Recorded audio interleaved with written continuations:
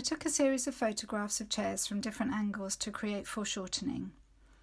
My starting point in a drawing like this is often a vertical or near vertical line, and you can draw a vertical line onto your piece of paper and use it as a plumb line as a reference point whilst you work. Or alternatively, you can use the side edge of your paper as a true reference and work off that.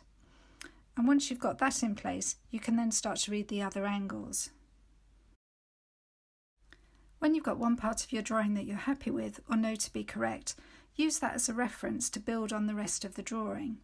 It's kind of like doing a jigsaw puzzle, where you get one bit right and then the piece next to it will just slot into place.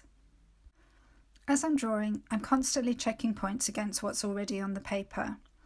When I drew the chair legs, I knew where I wanted them to start, as I'd already drawn in the seat of the chair, but rather than just making a line which extended away from that, instead I made a mark on the paper where I wanted the chair legs to end up.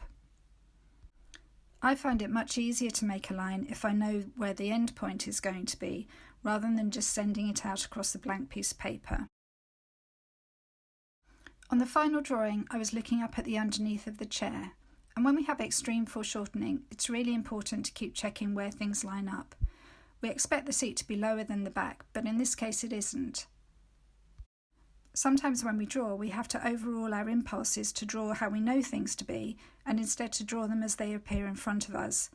This is really the basis of all observational drawing and why it can be so challenging, but ultimately it's what creates the drawing of something specific rather than generic.